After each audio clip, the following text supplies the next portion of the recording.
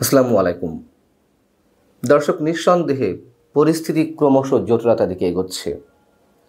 বাংলাদেশের সঙ্গে ভারত কী ধরনের আচরণ করতে চায় তা তারা এখন আর তেমন কোনো রাখঢাক রাখছে না। মোটামুটি স্পষ্ট ইঙ্গিতের মাধ্যমে বুঝিয়ে দিচ্ছে ভারত কোন দিকে এগোচ্ছে। বাংলাদেশের ভূখণ্ড ব্যবহার করে ভারতের সন্ত্রাসবাদী তৎপরতা চালানো হতে পারে।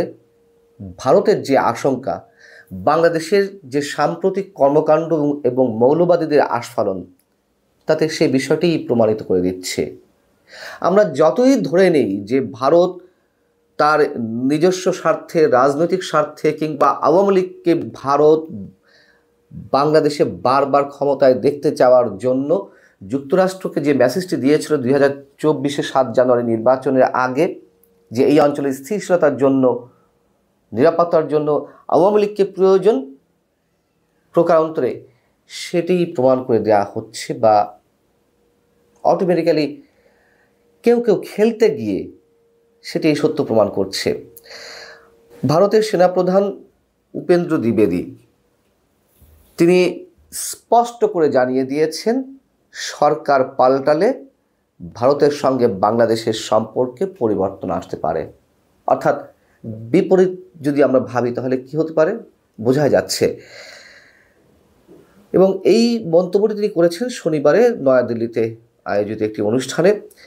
সেখানে চীন এবং পাকিস্তানের মধ্যকার যে সম্পর্ক, সেই জায়গা থেকে বাংলাদেশ প্রসঙ্গ তিনি বলেন যে চীন ও পাকিস্তানের মধ্যে উচ্চ মাত্রার যোগাযোগ রয়েছে, যা মেনে নিতে হবে।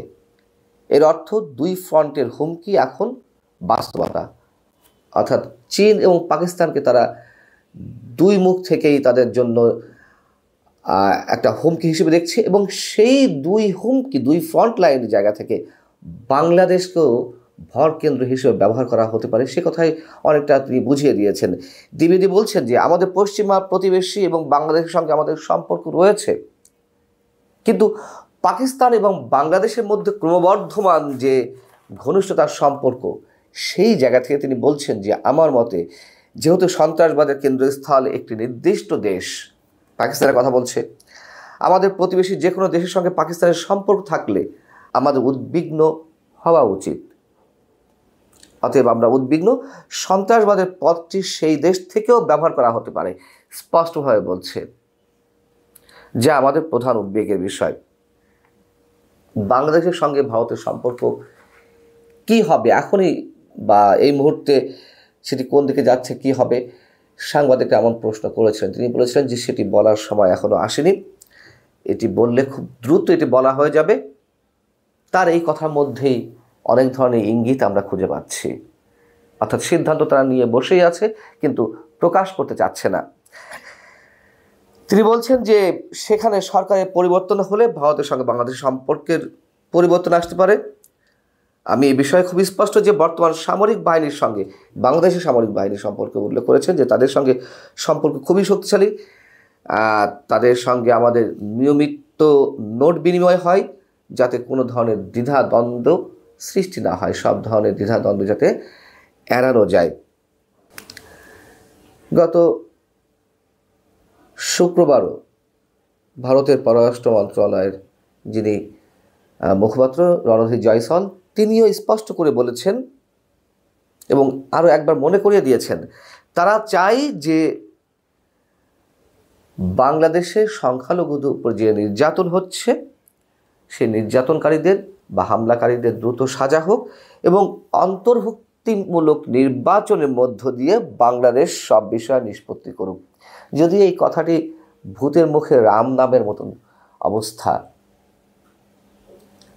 2014, 2018, 2024 যেভাবে একতরফাভাবে আওয়ামী লীগকে কথিত নির্বাচনের মাধ্যমে ক্ষমতায় থাকতে ভারত সরাসরি সহযোগিতা করেছে, বাংলাদেশের রাজনীতিতে যেভাবে নগ্নভাবে হস্তক্ষেপ করেছে, সেখানে তাদের মুখে অন্তর্ভুক্তিমূলক নির্বাচনের এই শব্দগুলো অবশ্যই একটু অস্বাভাবিক লাগে। যাই হোক, স্বাভাবিক অস্বাভাবিকের বিষয় তো নয়। ভারতের নিরাপত্তার জন্য আমি সবসময় বলি যে বাংলাদেশ ভারতের দীর্ঘ সীমান্ত রয়েছে, সেই সীমান্তকে সুরক্ষিত রাখতে ভারত কতদূর যাবে তা হয়তো আমরা এখনো কল্পনাও করছি না। হয়তো তারা সফল হবে, হয়তো হবে না, কিন্তু তারা বসে নেই, বসে থাকবেও না, এটিই বাস্তবতা। এবং ভারতের পররাষ্ট্রমন্ত্রী এস জয়শঙ্কর তিনিও একইভাবে এই গত কয়েকদিন আগে মন্তব্য করেছেন যে ভারতের সঙ্গে বাংলাদেশের সম্পর্ক কেমন হবে তা বাংলাদেশকেই ঠিক করতে হবে। এইসব কথাবার্তার মধ্য দিয়ে সম্ভবত আমরা, আমাদের দায়িত্বশীল ব্যক্তিরা কোনো ধরনের ইঙ্গিত বুঝতে পারছেন না বা বোঝার চেষ্টা করছেন না। এই যে গত কয়েকদিনে যা কিছু হয়ে গেল, এবং বিশেষ করে গত শুক্রবার হিজবুত তাহরীর এই যে সমাবেশ, মিছিল, এই দৃশ্য আমাদেরকে দেখতে হয়েছে একটি নিষিদ্ধ ঘোষিত সংগঠনের। কারা প্রশ্রয় দিচ্ছে না দিচ্ছে আমি পরবর্তীতে আরও বিস্তারিত আলোচনা করব। তবে এটুকু জানিয়ে রাখি যে এগুলো সুদূর নয়, অদূর ভবিষ্যতের জন্যই খুবই অ্যালার্মিং। এবং বাংলাদেশের সঙ্গে পাকিস্তানের যে বাণিজ্যিক সম্পর্ক উদারীকরণের পথে গেছে, স্বাধীনতার পরে প্রথমবারের মতন পাকিস্তানের পণ্যবাহী জাহাজ সরাসরি আমাদের চট্টগ্রাম বন্দরে এলো, এবং পাকিস্তান থেকে আসা যে কোনো পণ্য চেকিংয়ের ক্ষেত্রে যে রেড লাইন ভুক্ত করা হয়েছিল, অর্থাৎ অন্য দেশের পণ্য আমদানির ক্ষেত্রে স্বাভাবিক যেই চেকিংয়ের পদ্ধতি, পাকিস্তানের ক্ষেত্রে এটি আরও কড়া ছিল, এটি রেড লাইন ভুক্ত ছিল, সেটি তুলে নেওয়া হয়েছে। এবং এই আইনটি করেছিল 2009 সালে আওয়ামী লীগ ক্ষমতায় আসার পরে, যেটি গত সেপ্টেম্বরের শেষের দিকে এনবিআর তুলে নিয়েছে।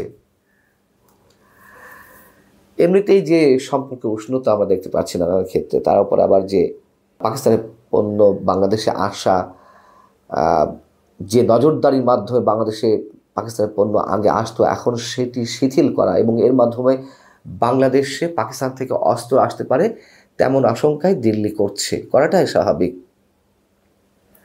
এই যে সত্যহীন বাণিজ্যের যে বিষয়টি উন্মুক্ত করা হলো, তা আসলেই পাকিস্তান নামক এই রাষ্ট্রটি থেকে বাংলাদেশ কিংবা ভারতের জন্য হুমকির তেমন কোনো কিছু আসে কিনা সেটা তো অবশ্যই বিবেচনার বিষয়। এবং ভারত এতে চিন্তিত ঠিকই, কিন্তু প্রকাশ্যে কিছু বলছে না, যেহেতু এটি দুই দেশের অভ্যন্তরীণ বিষয়, তারা প্রকাশ্যে কিছু বলছে না, কিন্তু তারা কিন্তু বিষয়টি খুবই সিরিয়াসলি নিয়েছে। এবং তাদের সামনে তো একটা ভয়ঙ্কর এক্সাম্পল রয়েছে। 2001 সালে বিএনপি জামাত জোট সরকারের সময় যেই 10 ট্রাক অস্ত্র বাংলাদেশে এলো, ভারতের বিচ্ছিন্নতাবাদী সংগঠন উলফা এই অস্ত্রগুলো ব্যবহার করতে চেয়েছিল, ভারতকে অস্থির করতে চেয়েছিল, সেসব বিষয় তো তারা নিশ্চয়ই ভুলে যাচ্ছে না। এখন একটি প্রশ্ন, আমরা যেমন ভারতের আধিপত্যবাদ, ভারতের আগ্রাসন মানতে পারি না, আমরা পাকিস্তানের সাথে এত প্রেমের বিষয়টিও মানতে পারি না।